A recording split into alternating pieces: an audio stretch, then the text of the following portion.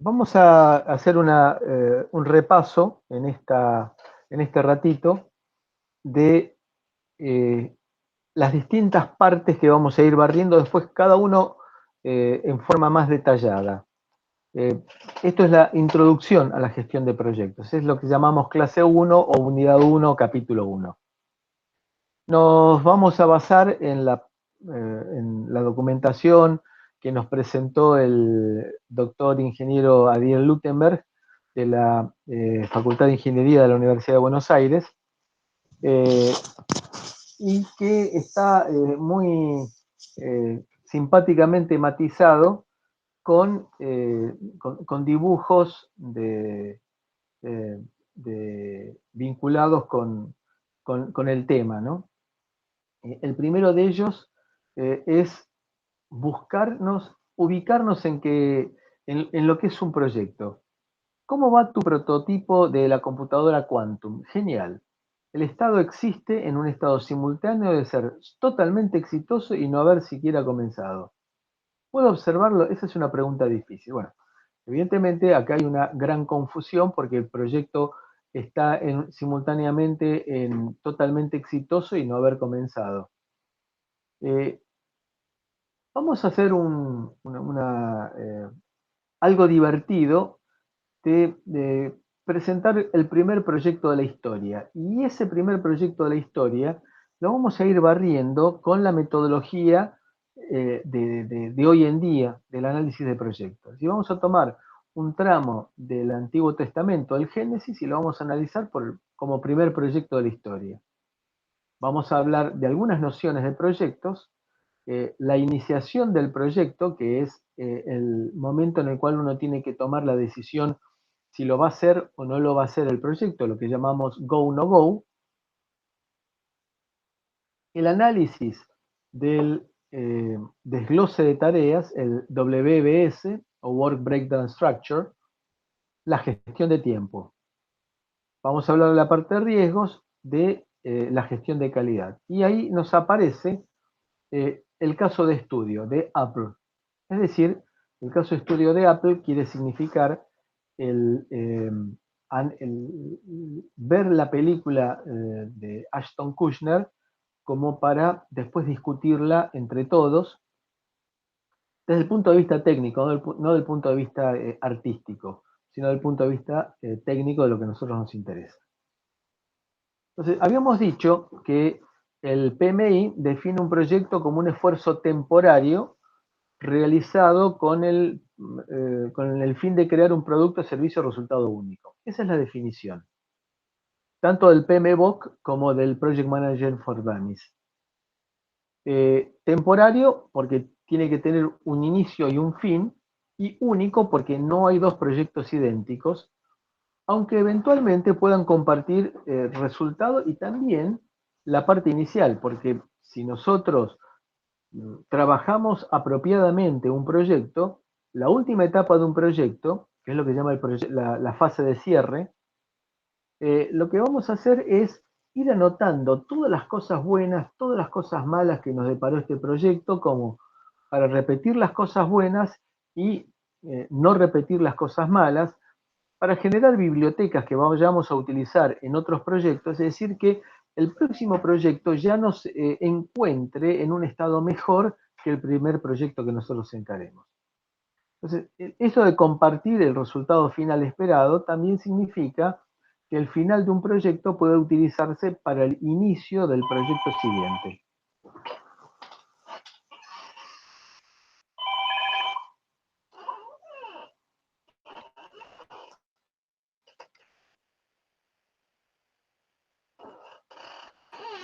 Eh, Esto está transcrito directamente del PMBOK, que significa que el producto, servicio, resultado único es con la intención de que produzcamos entregables. Un entregable es una meta, y un entregable no tiene por qué ser algo material. Un entregable puede ser un concepto. Un entregable puede ser, por ejemplo, el prestigio de la empresa. Es decir, mejorar el prestigio de la empresa. el prestigio de la empresa no es algo tangible, no es uno que pueda llegar a medir 3 litros de prestigio, pero puede llegar a ser tanto tangible como intangible. Tangible significa que uno lo puede tocar, que uno lo puede golpear. El software es intangible, pero está vinculado con algo tangible. El prestigio de la empresa es intangible porque uno no lo puede tocar, pero sí puede ser un proyecto, mejorar la penetración de la empresa, mejorar el prestigio de la empresa, el reconocimiento de la empresa. ¿Cuál es el primer proyecto? Bueno, empezamos a ver un poco desde las pirámides de Egipto, los monolitos de Stonehenge en Gran Bretaña, las estatuas de la isla de Pascua. ¿Cuál es el primero de todos ellos? Bueno, seguramente hubo algo anterior todavía a estos, porque estos requirieron ya una tecnología preexistente para poder hacerlos. Bueno, lo primero que se nos ocurre es la creación del universo. Eh, la creación del universo podemos verlo desde el punto de vista bíblico o del punto de vista científico, que hoy en día tiene, el Big Bang tiene bastante similitud con algunos aspectos de lo que aparece en la Biblia. Eh, entonces, tomemos, porque se nos ocurre que el primer objetivo, el primer proyecto de la historia fue la creación del universo. Ahora, eh, él cumple con la definición de ser un esfuerzo temporario realizado con el fin de crear un producto, servicio o resultado único. Ahora, en parte sí, pero en parte no, porque el recurso de la creación del universo, ya sea a través del Big Bang, que es aquel que le interese estudiarlo, es un proceso maravilloso en el cual se habla de temperaturas de millones de grados en fracciones de microsegundo, en el momento del Big Bang, y que y ahí los resultados, los recursos son ilimitados, porque el universo está expandido por todo el universo, el universo está extendido por todo el espacio. Entonces, ahí los recursos son ilimitados. Se supone que nosotros, para hacer un proyecto, vamos a tener recursos limitados en tiempo y en presupuesto. Y aparte, porque el final del proyecto no está claro y definido. Hay teorías y hay colecciones de libros editados en España y en Argentina que dicen que el universo va a continuar en expansión permanente, y hay otras teorías que dicen que va a llegar un punto en el cual las fuerzas de gravitación van a ser tan poderosas que, que va a volver a converger, es decir, lo que en este momento el universo se está expandiendo, en algún momento se va a contraer, de manera de volver a concentrarse en un punto, y que este sería un proceso que lleva miles de millones de años y que se expande y se contrae y se reinicia y todo eso. Bueno, el final del proyecto no está ni claro ni definido. Es decir, cuál va a ser el fin del universo no está claro y definido. Por lo tanto, tiene ciertos aspectos de ser un producto resultado único, pero temporario, tiene fin, tuvo principio. Eh, y la otra que se nos ocurre es el diluvio universal. El diluvio universal, lo que dice el Génesis, eh, es que en un momento Dios se cansó de la maldad que había en la tierra y decidió resetear el planeta. Es decir, que producir un diluvio eh, que borrara de la faz todo aquello que no hubiera sido especialmente avisado y preparado. Nos parece que es que tiene visos bíblicos, es decir, la Biblia no es un documento científico, porque yo me imagino que a los judíos de hace 5.000 años era medio difícil hablarle de átomos y de los genes y de todo ese tipo de cosas, y de la evolución de las especies y de la selección natural y todo ese tipo de cosas. Entonces fue una forma de, respetuosamente, cuentito, como para contar una historia.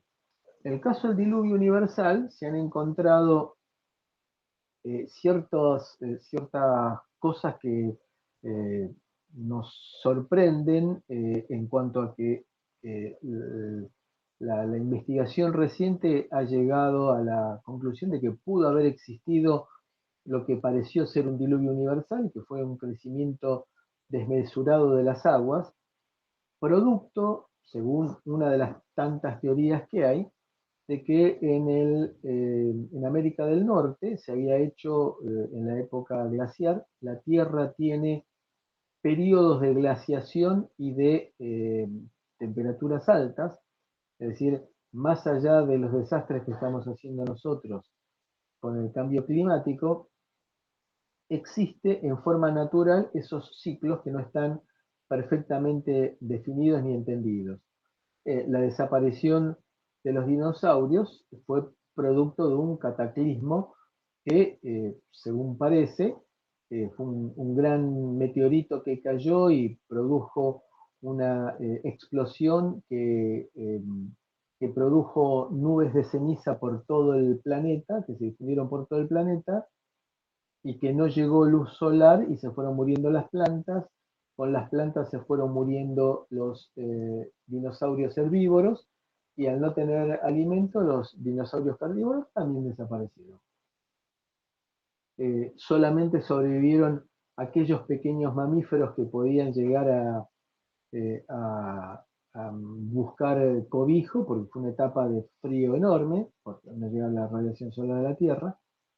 Bueno, eso produjo grandes masas enormes, increíbles masas de hielo, una de las cuales, según dicen, abarcaba con kilómetros de altura todo el América del Norte, eh, de hielo que luego, al entrar a aumentar la temperatura, al disminuir probablemente las nubes que se habían formado, eh, se derritió el hielo, y el hielo ese estaba sostenido por una pared externa, como si fuera un vaso que adentro se había derretido el hielo y era agua. Pero claro, ustedes imagínense, abarcando miles o millones de kilómetros cuadrados, eh, sostenido por una envoltura que era la parte externa. En algún momento se rompió y fueron miles de millones de litros de agua que se volcaron en un muy breve lapso a los océanos. Bueno, eso produjo la elevación de las aguas por una marea terrible que se formó, un tsunami inimaginable con olas de centenares de metros, y bueno, que barrieron prácticamente todas las superficies conocidas de la Tierra con agua. Entonces, esa es la justificación, una de las teorías que hay, justificada a través de los análisis de los sedimentos que se encontraron, y que lo que llamamos diluvio existe en prácticamente todas las culturas, así, no solamente en la cultura judeo-cristiana. Planteado todo esto, vamos a ver qué es el diluvio universal. El arca de Noé.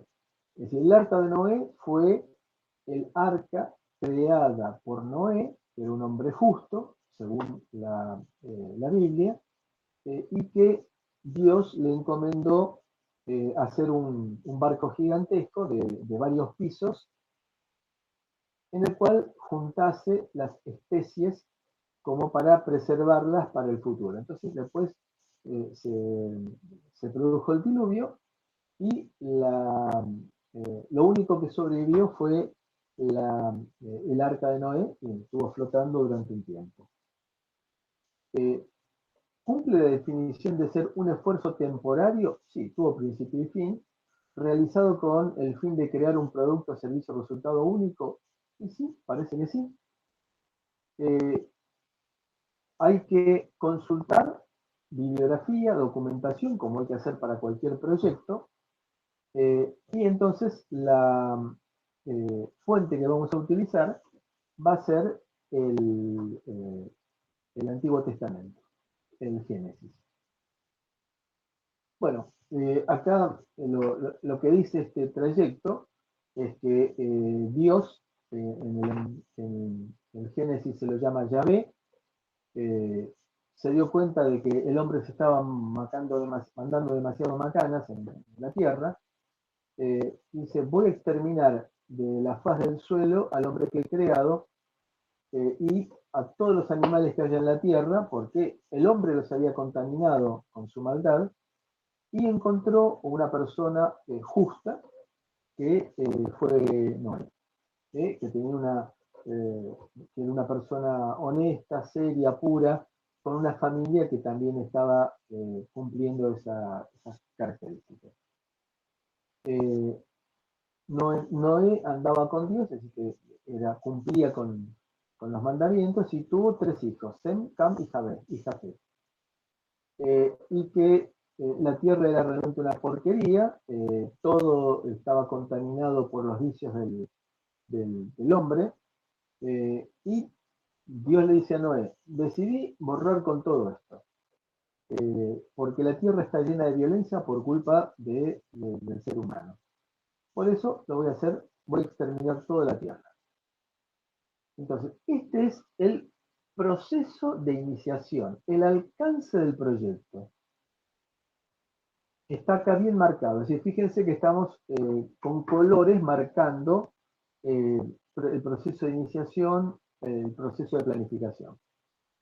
Le dice, hace un arca de maderas resinosas con cañizo y, digamos, le pone cañas del lado de adentro para impermeabilizarla después con brea y con betún, tanto por dentro como por fuera, para impermeabilizarla.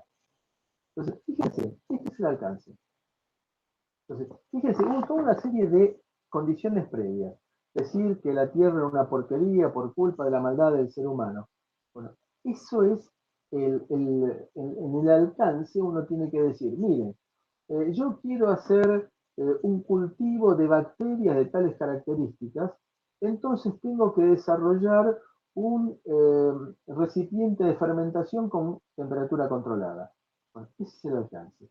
Poner un poco en antecedentes, no son 5 páginas los antecedentes, sino tiene que ser resumido, un párrafo de 10 renglones, decir por qué quiero hacer esto, y luego decir qué es lo que quiero hacer. Primero por qué y después qué es lo que quiero hacer. Eso sería el alcance, el proceso de iniciación. Quiero hacer esto. ¿Por qué? Bueno, porque necesito controlar la temperatura para crear, para que se multipliquen estas bacterias. Entonces, ahí decido, ¿lo hago o no lo hago? Noé tenía que decirle a Dios, ¿acepto o no acepto? Noé implícitamente aceptó. Bueno, ahí viene el proceso de planificación. ¿Cómo lo vas a hacer? La longitud, el ancho, la altura, y después vamos a ponerle una puerta para que suban los animales y los seres humanos seleccionados, y después varios pisos. ¿Por qué varios pisos? Bueno, para que no se junten los animales que se muerden unos de los otros. Y después, continuamos con la planificación. Va a venir el diluvio, vamos a eliminar toda la tierra, todo lo que existe sobre la tierra. Pero, en la planificación, con vos voy a establecer una alianza. Por eso se llama el arca de la alianza también.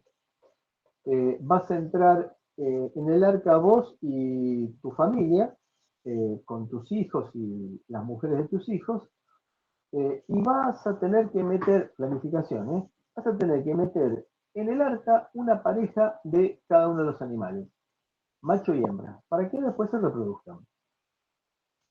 Lo mismo de las aves, porque las aves con el diluvio no van a tener dónde posarse y qué comer. Y después también víveres, tanto para vos como para tu familia y para los animales. Eso sería entonces el proceso de planificación. Después viene la ejecución. Así lo hizo Noé y ejecutó todo lo que le había mandado Dios. Pero fíjense, primero fue proceso de iniciación, proceso de planificación, proceso de ejecución. Seguimos planificando. Bueno, entra vos y toda tu casa y toda tu familia, porque sos lo único que he visto que vale la pena salvar. Entonces, vas a tener animales como para comer durante todo este tiempo, y tendrás que también ir reservando animales para que después se reproduzcan. Lo mismo para las aves, y que después voy a hacer llover durante 40 días y 40 noches. Y que eso va a producir inundaciones tales que se va a morir todos los seres vivientes y también las plantas.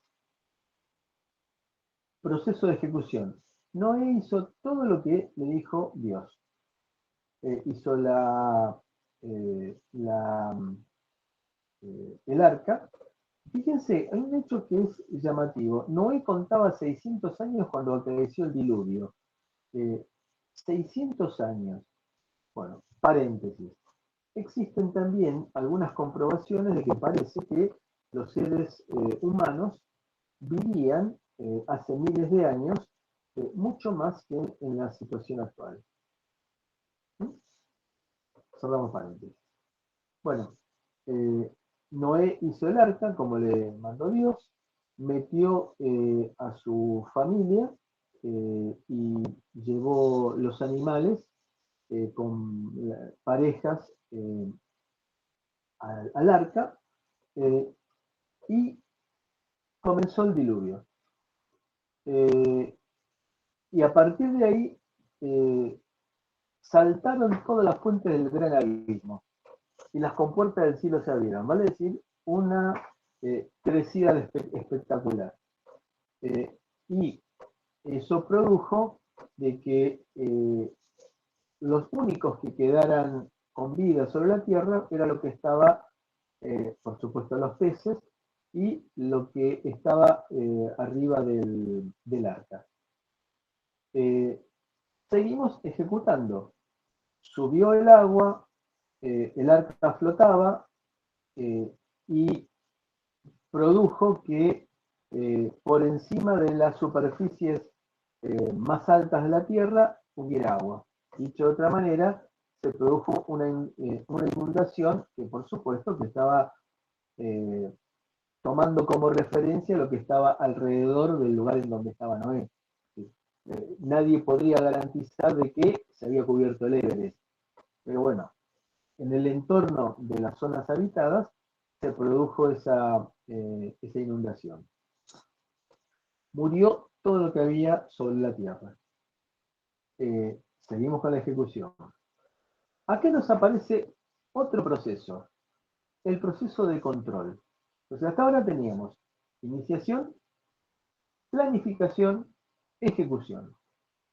Ahora, el proceso de control es lo que llamaríamos nosotros la realimentación y control. Es decir, medir, ver, anduvo, sí, no anduvo, ¿qué? ¿Se inundó todo? ¿Seguro? Sí, ¿cuánto?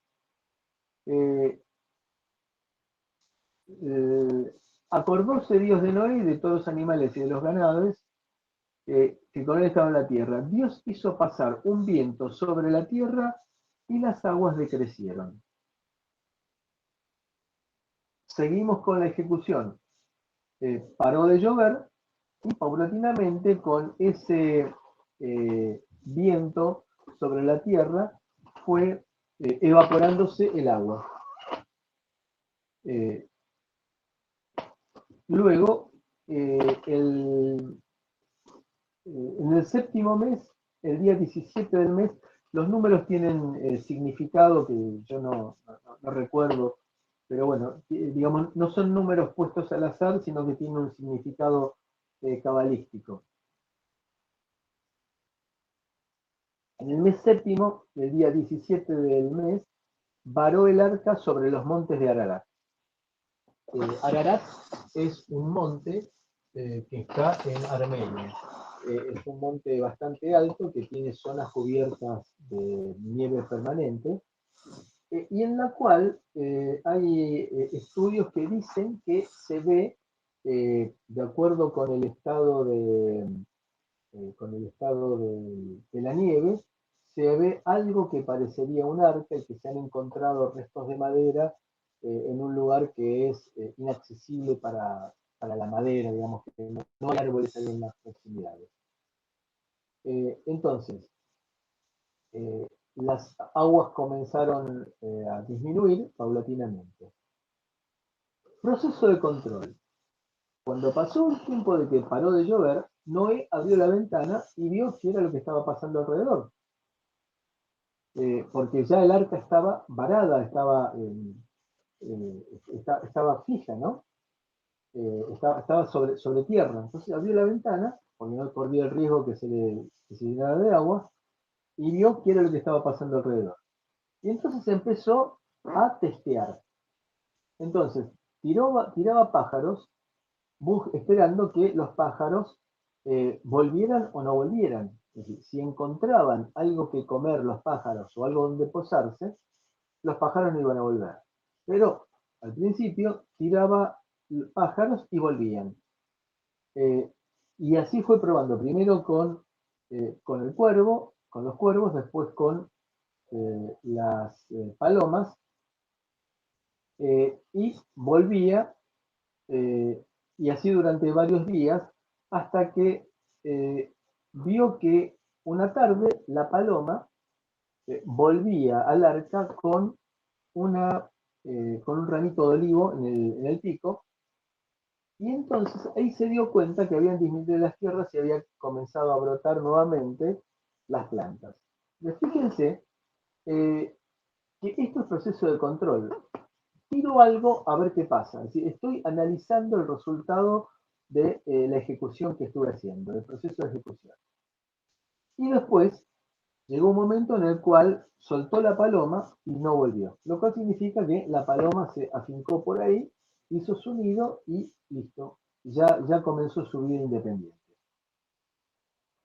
Eh, entonces, ya retiró la cubierta del arco y vio que la superficie estaba seca y que entonces después, bueno, acá viene otro proceso de planificación. Fíjense que estamos intercalando procesos, no es que el proceso de iniciación empieza y termina. Bueno, si el proceso de iniciación empieza y termina, pero el proceso de planificación, en determinados momentos, de acuerdo con la ejecución y el control, hay que tomar decisiones y replanificar.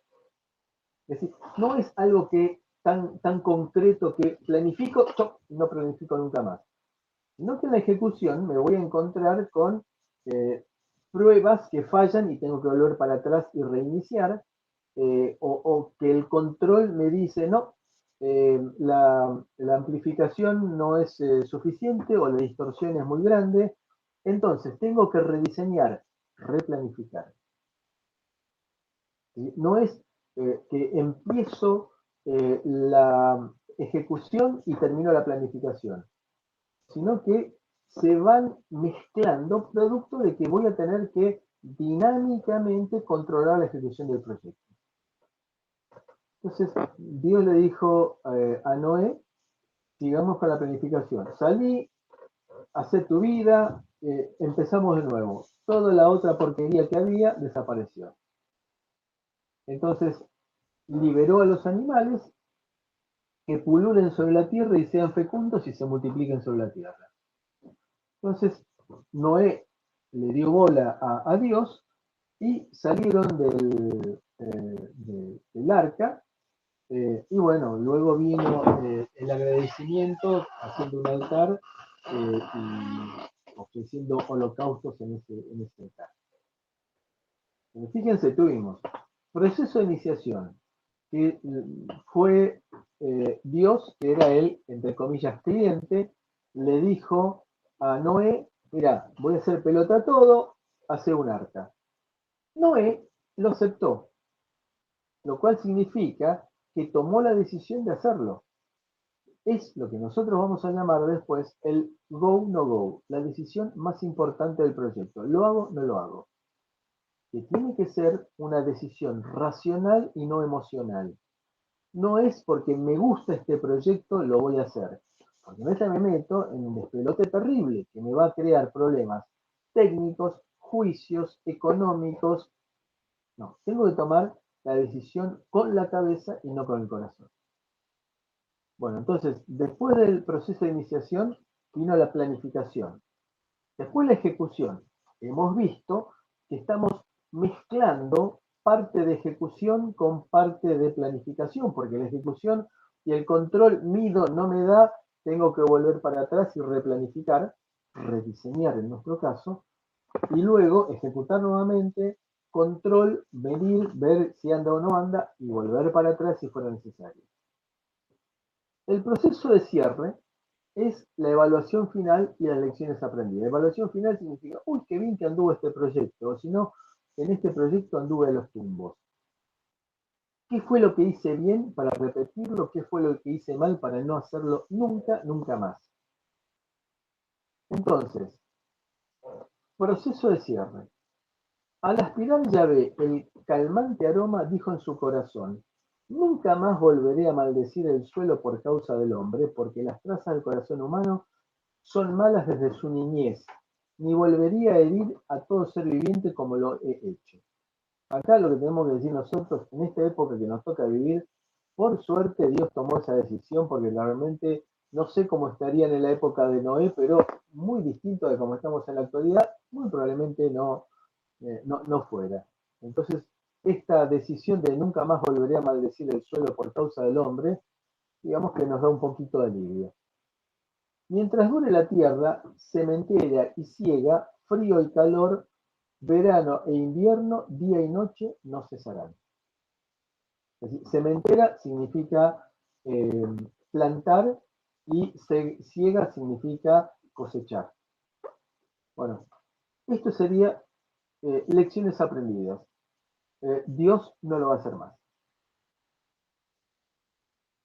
Bien, ¿quedó claro esto que estuvimos acá contando como un cuentito, como una historia, y usándolo como ejemplo para tratar de fijar la idea de cómo se debe encarar un proyecto?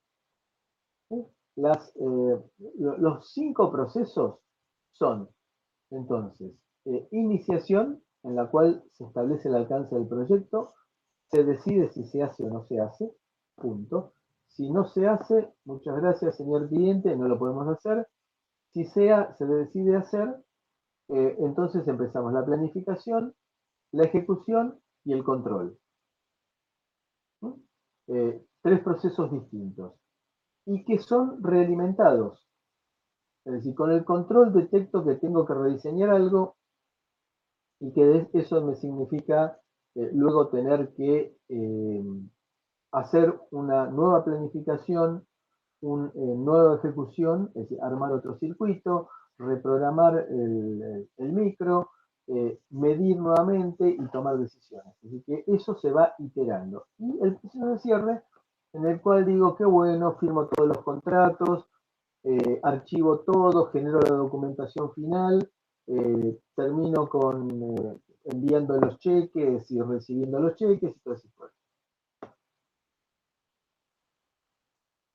Aquí, ¿alguna pregunta entonces?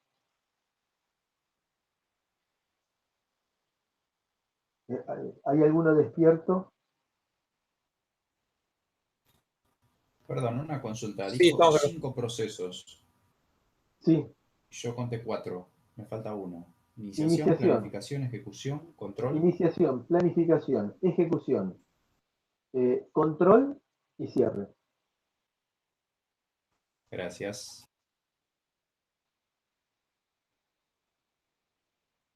Lo que son 4 son las fases, pero eso es otra historia que vamos a hacer la disquisición más adelante. Pero los procesos son 5. eh, un proyecto, tiene que tener un propósito, tiene que tener un alcance, scope es alcance, va a involucrar gente en el proyecto, necesita una parte financiera que sea la que le dé soporte material al proyecto. Es decir, fíjense que la parte financiera no significa, señor cliente, este proyecto le va a costar 1.000.000 de pesos. No le voy a decir, ponga el 1.000.000 de pesos en este momento, porque no tiene sentido. Porque si yo voy a necesitar que el proyecto me dure 10 meses, en una de esas necesito 100.000 pesos por mes. Entonces, ¿para qué le voy a pedir 1.000.000 de pesos cuando, por ejemplo, de nuestro país eso significa una tasa financiera muy importante? Está perdiendo el cliente por poner la plata en el primer momento y cuando no es necesario. O también porque no es factible disponer de semejante monto, sobre todo cuando es un proyecto de larga duración. Entonces hay una parte financiera que va a fijar un flujo de fondos, diciéndole, señor cliente, necesito que me ponga 100.000 pesos por mes, el segundo mes también 100.000, el tercero 100.000, el cuarto 120, el quinto 80. De manera que a lo largo de la duración del proyecto reúna los fondos que necesita. Timescales son escalas de tiempo. Dicho de otra manera, lo que hemos hablado nosotros, es diagrama temporal, la parte de tiempos. Riesgos. Riesgos, en el caso del arca, era, por ejemplo, que se filtrara agua. Imagínense ustedes que se filtrase agua. Entonces, ¿el riesgo cuál era? ¿Que se filtrara agua? Sí, era riesgo. ¿Qué probabilidad de ocurrencia tenía? Baja. Claro, la severidad, la gravedad era, si me filtraba agua, no tenía a dónde apoyarme, ni a dónde reducirme, ni a dónde refugiarme. Entonces, para minimizar los riesgos, se hicieron, de acuerdo con todas las leyes del arte que había en esa época, se impermeabilizó de la mejor manera la nave como para que no tuviera problema durante el tiempo que estuviera flotando. La implementación es lo que llamamos nosotros también ejecución. Entonces, esta es otra forma de ver el encuadre de un proyecto. Requiere gente, no nos olvidemos de eso. Un proyecto requiere gente. La selección de la gente es un punto crítico. No siempre yo voy a poder trabajar con amigos. Una experiencia que hicieron en una universidad fue que la cátedra armaba los grupos de trabajo, de proyecto al azar. ¿Por qué? Ustedes cuando se hace un grupo de trabajo práctico, ¿qué hacen? Trabajan con conocidos, con gente afín con la cual saben cómo van a trabajar. Bueno, en la vida profesional no pasa eso. En la vida profesional voy a estar trabajando con gente con problemas de higiene, con gente desalineada, con gente que grita, con gente de mal humor y con todo lo contrario. Es decir, con gente de buen humor, gente agradable. Bueno, eso es entonces lo que tengo que imaginar en la formación de grupos de trabajo. En un grupo de trabajo no tienen por qué ser amigos, sino que tienen que trabajar bien. El director de un proyecto, esta frase la vamos a repetir un montón de veces hasta diciembre, tiene que tener dotes de psicólogo. Tiene que saber manejar grupos. Es fundamental eso. Entonces, al armar grupos de trabajo, tiene que haber criterios de selección. No tiene que ser cualquiera con cualquiera. De vuelta, no tienen que ser amigos, pero no tienen que armarse conflictos dentro de los grupos de trabajo. Entonces, no confundamos proyecto con operación. Entonces, la operación son procesos repetitivos. El proyecto es un proceso único y es un proceso que tiene tiempo de inicio y tiempo de fin. Entonces, un automat es una operación. Entrego hamburguesas. Es una ejecución repetitiva. Bueno, la idea que nos provee el PMBOK es que nos da buenas prácticas para la dirección de proyectos. No son reglas, ni órdenes, ni leyes, ni nada por el estilo. Son ideas que el consenso general las acepta. La diferencia que hay, estamos por la sexta edición del PMBOK. ¿Qué pasa? ¿Por qué ha habido 6 ediciones distintas? Porque no significa de que la sexta edición tenga mucho más que la quinta y mucho más que la cuarta, sino que significa de que a veces el entorno social, las políticas de las empresas, eh, hacen que cambien las ideas que se tienen. Hoy, por ejemplo, tenemos una política de género muy, eh, muy ingresada dentro de las estructuras empresariales. Hace 30 años, por ejemplo, era inimaginable ver una mujer en cargos directivos. Entonces, ha ido cambiando la estructura de la sociedad de manera que los procesos, la forma de trabajar, las recomendaciones han ido cambiando porque también ha habido pruebas de algunas actividades que se vieron que eran efectivas y se incorporaron a la siguiente versión de buenas prácticas o que dieron resultado negativo y se cambiaron por otras que se presumía que iban a dar mejores resultados. Entonces, esto es dinámico, esto es una película, con lo cual hay que tomar las buenas prácticas de acuerdo al momento de la historia en la cual estamos considerando. Eh, ¿Es una metodología esto de las buenas prácticas?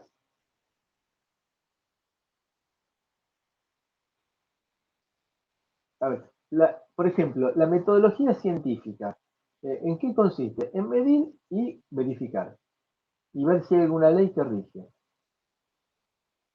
Esto que estamos dando nosotros, estas buenas prácticas, ¿es una metodología? ¿Qué les parece?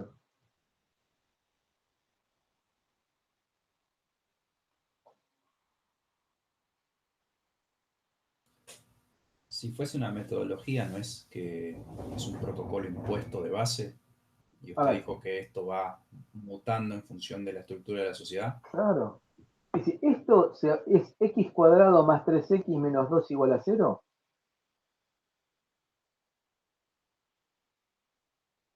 Es una ley, una metodología es algo riguroso y estricto.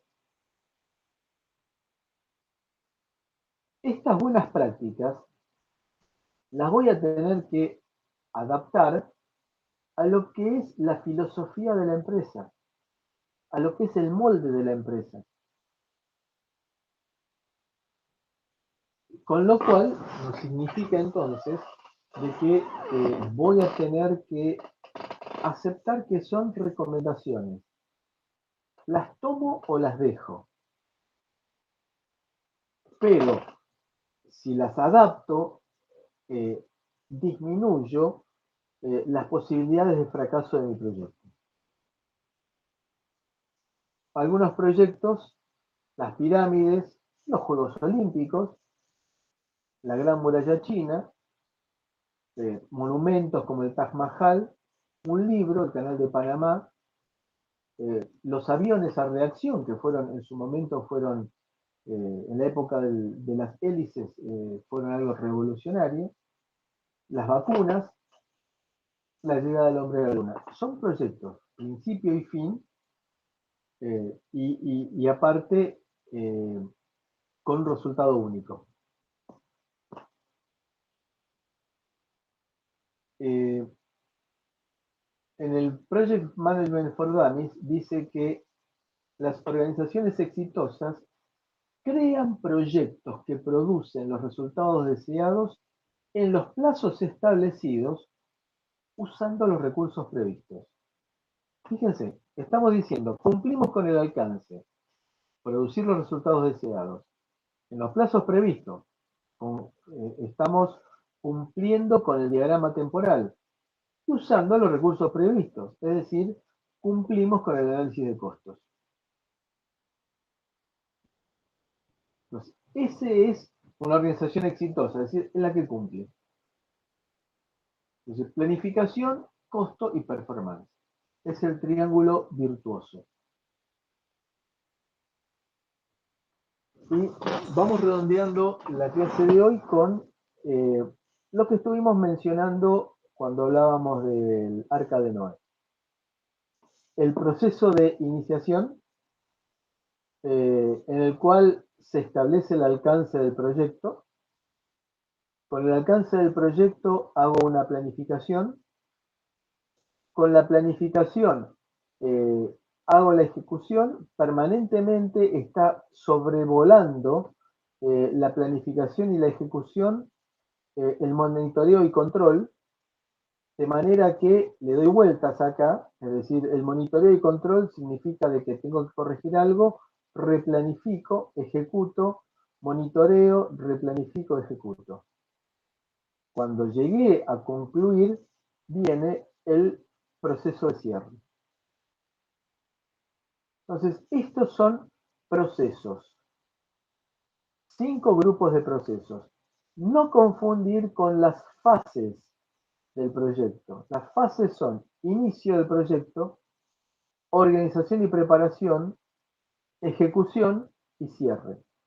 Acá lo que nosotros debemos diferenciar las fases porque se sobreentiende que entre la organización y la preparación, es decir, la planificación y ejecutar el trabajo, hay una realimentación dada por el monitoreo. Entonces, estas son las fases, sobreentendiendo que en la ejecución del trabajo vamos a estar revisando y corrigiendo.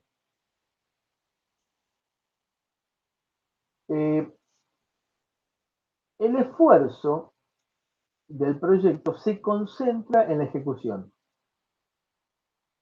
pero también, acá vemos nosotros que es bastante razonable de que normalmente la ejecución lleva más tiempo y más esfuerzo. La preparación, la planificación también es un esfuerzo creciente. Y el inicio del proyecto, bueno, se empieza ahí con un grupo de gente que se encarga de ver qué es lo que se quiere hacer, si se puede hacer. Y el cierre del proyecto es también un esfuerzo decreciente, pero acá es donde se consolida todo a través de actas, enseñanzas, memorias del proyecto, de manera que aquel que inicie un proyecto similar tiene una base en la cual respaldar para poder empezar un nuevo proyecto con un sustento previo, digamos, con una historia previa. Entonces, los grupos de procesos no son las fases del proyecto. Y no se suceden uno a continuación del otro, sino que acá vemos bien clarito de que la planificación no desaparece hasta terminar prácticamente la ejecución del proyecto, y hay un momento en que coexisten ejecución, control y planificación. De manera que el control, mientras se está ejecutando el proyecto, se hace el control y ese control nos permite replanificar.